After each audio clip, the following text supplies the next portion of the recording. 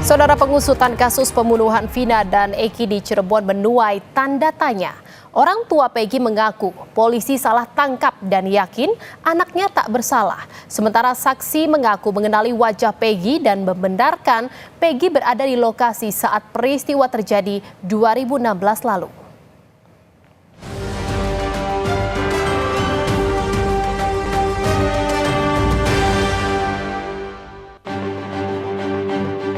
Kasus pembunuhan Vina dan Eki di Cirebon, Jawa Barat masih menjadi teka-teki.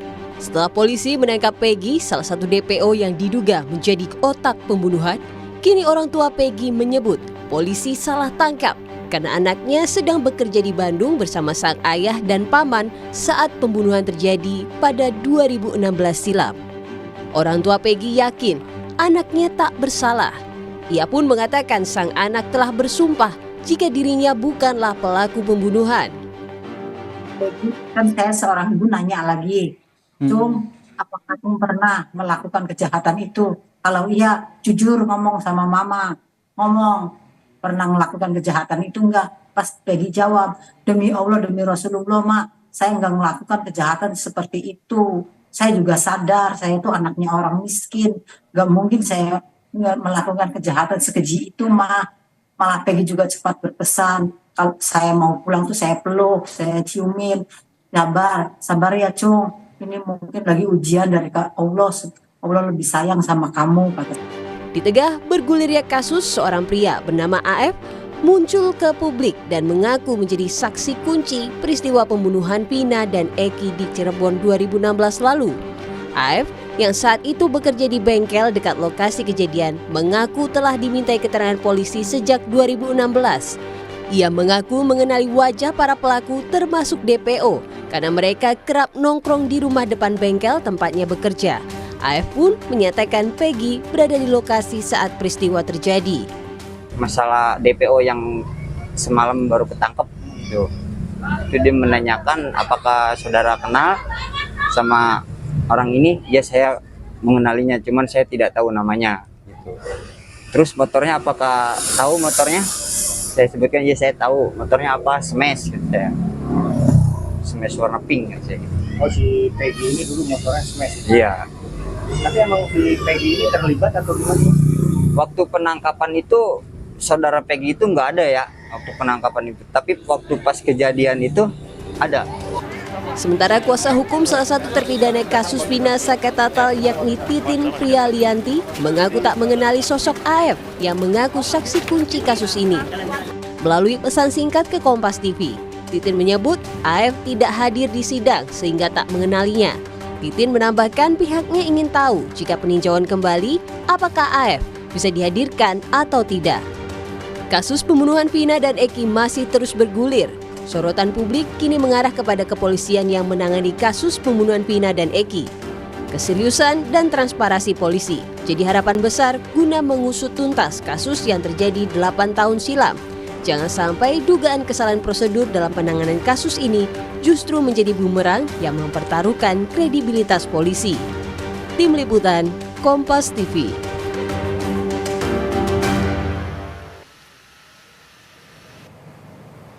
Ya, saudara, banyak pengakuan yang muncul dalam perjalanan kasus pembunuhan Vina dan Eki.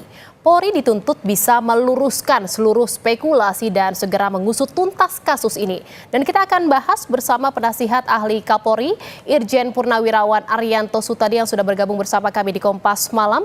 Selamat malam Pak Arianto. Pak Arianto, kasus Vina ini masih terus bergulir. Dan juga menjadi sorotan banyak orang gitu ya, banyak spekulasi yang akhirnya muncul di masyarakat seperti salah tangkap polisi, lalu para terpidana dan DPO ini yang tertangkap mengaku bukanlah pelaku sesungguhnya. Nah, menurut dari banyak kalangan ini, Polri harus segera meluruskan seluruh spekulasi ini. Apakah Anda setuju? Jadi begini, memang polisi harus memberikan klarifikasi apa yang sebenarnya terjadi. Karena di dalam suatu kasus ya, kasus ini pembunuhan ataupun ada orang mati, maka tugas pokok polisi adalah melakukan penyidikan.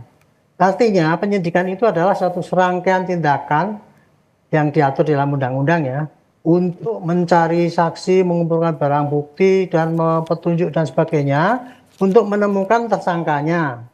Dan untuk menerangkan kejadiannya ini begini, kemudian saksinya ini, tersangkanya ini, dan kemudian hasil daripada penyidikan itu dirangkai di dalam suatu berkas namanya berkas perkara, dan kemudian berkas perkara itu akan diserahkan kepada jaksa, dan jaksa akan meneliti apakah berkas perkara itu siap untuk dijadikan dakwaan.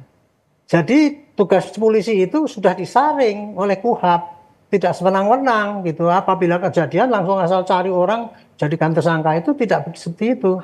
Begitu ada kejadian, polisi mencari itu tadi barang bukti, saksi dan sebagainya, dikumpulkan, kemudian serahkan jaksa.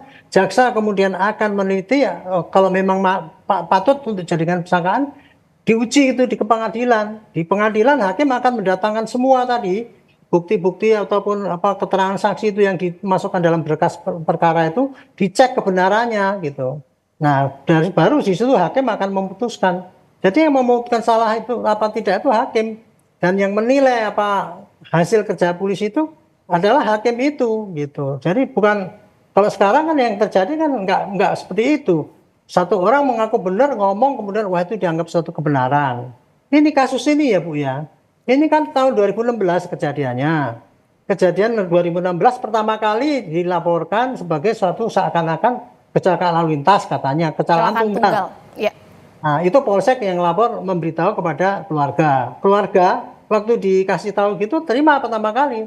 Tapi kemudian ketika melihat kok nggak cocok dengan HP tidak rusak, terjadi luka di mana-mana, yang itu tidak cocok dengan kasus kecelakaan, makanya keluarga menuntut ke Polres, bikin laporan polisi.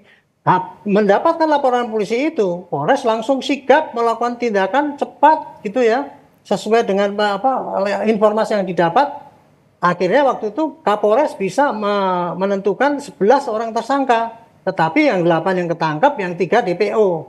Nah, 3 DPO itu adalah keterangan daripada orang yang tertangkap itu mengatakan itu Pak pelaku utamanya yang 3 orang itu.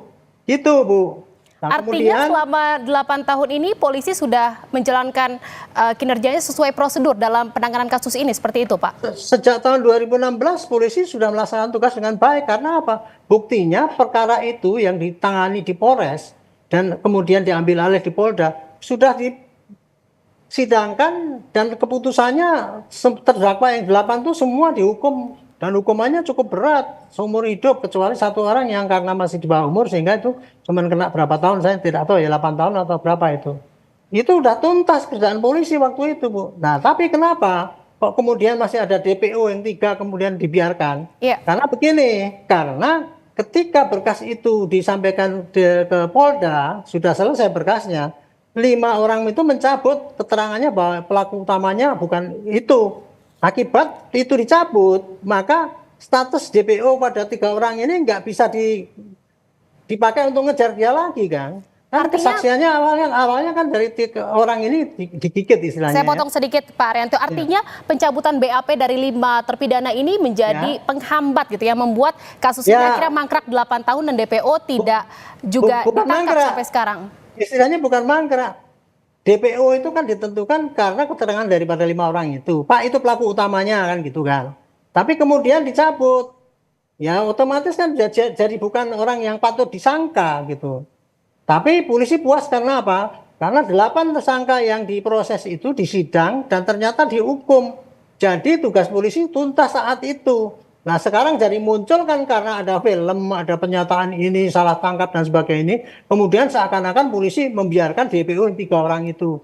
Karena yang jadi pertanyaan juga Pak Arianto, yang jadi pertanyaan juga akhirnya terpidana yang sudah menjalani hukuman dan mengatakan bahwa dia ini tidak terlibat sebenarnya. Dia mengaku dia pelakunya karena ada intimidasi dari polisi ini. Bagaimana tanggapannya? Semua kasus yang diperiksa oleh polisi, hampir semua tersangka itu pasti menyangkal, pasti menyangkal pertamanya. Dan kemudian ya Bu, keterangan para pembela dengan keterangan jaksa itu pasti bertentangan. Yang satu mengatakan itu salah, yang satu itu mengatakan benar gitu. Salah tangkap itu mengatakan, itu salah tangkap, kemudian diintimidasi. Itu bisa disampaikan sebetulnya ya, karena yang dianggap sebagai keterangan yang dipakai oleh hakim itu ya, itu keterangan yang disampaikan di persidangan, bukan keterangan yang ditulis di berita acara itu. Jadi seandainya dia waktu itu diintimidasi oleh polisi ya, kemudian dia ngomong gini, kemudian waktu di persidangan, enggak Pak, saya dulu sebetulnya saya begini, tapi saya ngomongnya gitu. Itu bisa, yang dipakai adalah yang di persidangan itu Bu. Jadi dia sekarang nggak bisa ngomong saya diintimidasi maka gini-gini. Tapi ketika di sidang kan dia tidak sedang di dalam intimidasi. Mestinya dia ngomong di situ sehingga hakim mempertimbangkan apa yang diomongkan itu. Itu. Terus termasuk tadi katanya saksi itu. Saksi yang ini mengatakan ini tahu, itu pengacaranya bilang nggak pernah ketemu di persidangan. Ya pasti dong kalau memang saksinya itu tidak masuk ngomong di dalam menyampaikan, ya tidak dijadikan saksi, ya nggak akan masuk dalam saksi. Artinya gitu. dipastikan ini tidak mungkin salah tangkap ya Pak ya?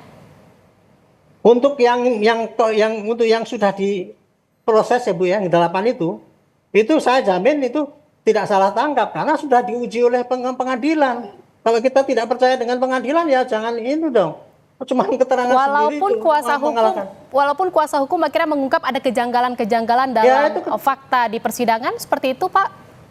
Kejanggalan di fakta persidangan itu ranahnya bukan kemudian diomong-omongan sekarang itu pengadilan nggak adil. Itu kan pengadilan kan nggak tertutup. Semua bisa hadir. Kalau ada kejanggalan kan bisa diprotes saat itu. Dia bisa lapor kepada KY ataupun siapapun dan kemudian dia bisa banding atas putusan itu. Tapi kan itu kan sampai ingkrah nggak dihukum ditetapkan sebagai itu, kita harus hargai hukum yang berlaku. Jangan sampai hukum yang berlaku itu kalah dengan pernyataan satu orang yang ngomong misalnya begini. Itu tersangka kan sama-sama katanya bersama. Padahal satu lain tidak kenal. Pengacaranya kemarin ngomong gitu. Artinya ini polisi sudah melakukan pengusutan kasus ini sudah secara benar gitu ya Pak ya. Dan ini kan juga sudah bergulir kasusnya dan akhirnya banyak sekali menjadi sorotan saat kasus ini akhirnya kembali viral. Dan bagaimana menurut Bapak, apakah sudah ada arahan dari Kapolri untuk bisa membuka terang kasus ini dan juga tidak memunculkan spekulasi-spekulasi lagi di masyarakat? Begini Bu, Kapolri tegas ya. Saya kira beliau memprakarsai presisi.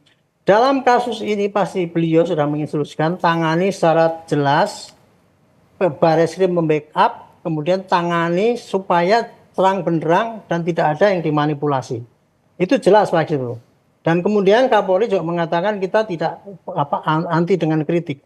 Tetapi untuk kasus ini Bu yang sebetulnya ya, kalau dari kacamata saya ya, kasus ini tahun 2016, Polda itu sudah tuntas menyelesaikan dengan baik, dengan prestasi bahwa semuanya itu bisa dihukum. Tetapi kemudian muncul karena adanya film itu ya. Kita Arianto, tidak dengan film itu. Sikat saja ini ada desakan juga dari banyak pihak untuk bisa menghadirkan semua orang yang buka suara di kasus ini untuk bisa dihadirkan kembali dan dimintai keterangannya sejelas-jelasnya agar semua bisa terungkap. Apakah ini bisa terjadi atau memungkinkan untuk dilakukan? Justru Kapolda kemarin waktu saya telepon mengatakan, Pak, tolong nanti kalau bicara di TV atau apa, tolong orang yang mempunyai informasi itu, tolong datang pada kami. Jadi sekarang ini Bu ya, Kapolda itu menangkap 3 orang itu dan memburu. Dia hanya dalam rangka untuk menghimpun informasi-informasi manapun, baik informasi yang memberatkan yang bersangkutan, tersangka ya, ataupun informasi yang meringankan. Semua akan diramu itu Bu. Jangan dipikir akan di-keep sehingga polisi nanti akan mendesain, itu enggak. Baik. Jadi kumpulkan semua saksi, sampaikan pada polisi, nanti polisi agar kasus ini bisa segera terungkap gitu ya cerah-cerahnya dan juga tidak ada spekulasi lagi di masyarakat seperti bola liar yang saat ini terjadi gitu ya Pak ya. Betul. Terima kasih atas bincang-bincangnya penasihat ahli Kapolri Irjen Purnawirawan Arianto Sutadi atas perbincangan dari Kompas Malam. Selamat malam dan salam sehat.